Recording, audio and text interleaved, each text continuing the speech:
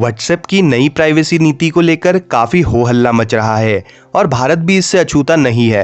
हाल ही में केंद्र सरकार ने व्हाट्सएप को अपने दिशा निर्देशों में एक स्पष्ट चेतावनी दी है।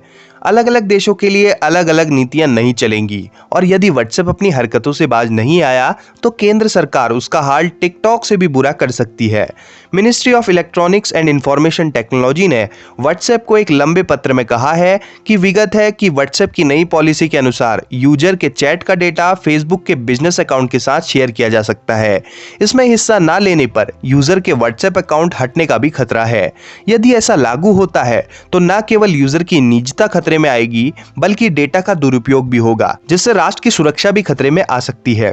इसका अर्थ है कि व्हाट्सएप यूजर्स का डेटा फेसबुक क्या भविष्य में किसी के साथ भी शेयर कर सकता है और यदि यूजर इससे सहमत नहीं हो तो उसका अकाउंट निरस्त कर दिया जाएगा। ये न केवल सरासर तानाशाही प्रतीत होती है बल्कि ये व्हाट्सएप की संकुचित सोच को भी दर्शाता है। जन विरोध के चलते टेलीग्राम और सिग्नल जैसे ऐप की लोकप्रियता बढ़ रही है। ऐसे में हाल के लिए व्हाट्सएप ने इस नीति को मई तक के लिए स्थगित कर दिया है, परंतु बात यहां पर नहीं रुकती। व्हाट्सएप की नीतियां यूरोप के लिए अलग हैं और भारत जैसे देशों के लिए अलग।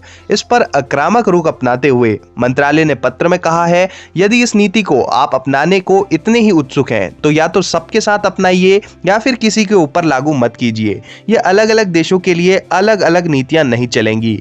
बता दें कि व्हाट्सएप की नीतियां यूरोप पर लागू नहीं होंगी, लेकिन इस पत्र की जो सबसे महत्वपूर्ण बात थी वो थी केंद्र सरकार की चेतावनी। उनके अनुसार भारत व्हाट्सएप के लिए सबसे बड़ा यूजर बेस है, लेकिन जिस प्रकार के पक्षपाती नीतियों को व्हाट्सएप अपना रहा है उससे स्पष्ट है कि भारतीय नागरिकों के प्रति व्हाट्सएप के मन में कोई सम्मान नहीं है। व्हाट्सएप को स्मरण रहे कि सरकार के पास संवैधानिक रूप से पूर्ण अधिकार है अपने नागरिकों के अधिकारों की रक्षा करने का, जिससे वे पीछे नहीं हटने वाली। इसका मतलब स्पष्ट है, यदि व्हाट्सएप अपनी पक्षपाती नीतियों से पीछे नहीं हटा तो केंद्र सरकार उसे टिकटॉक की शैली में समझा सकती है। यानी टिकटॉक का भारत में भारी यूजर बेस होने के बावजूद राष्ट्रहित से समझौता होने के कारण उसे प्रतिबंधित कर दिया गया था, जिससे टिकटॉक को करोड़ों रुपयों का नुकसान हुआ। इसके अलावा जिस प्रकार से सिग्नल और टेलीग्राम के लिए भारतीय यूजर्स में उत्सुकता बढ़ रही है उससे भारत को ऐसा कोई निर्णय लेने में जरा भी हिचकिचाहट नहीं होगी। ऐसे में व्हाट्सएप के लिए भारत ने स्पष्ट संदेश दिया है कि या तो हमारी नीति से चलो या फिर टिकटॉक की तरह बैन होने के लिए तैयार रहो। तो दोस्तों, ये एक बहुत अच्छा मौका भी है व्हाट्सएप की तरह ही किसी भारतीय प्लेटफॉर्म के उभरने के लिए। आप क्या सोचते हैं इस बारे में कमेंट सेक्शन में लिखें। साथ ही ऐसी खबरों के लिए चैनल को सब्सक्राइब कर लें। जय हिंद, वंदे मातरम।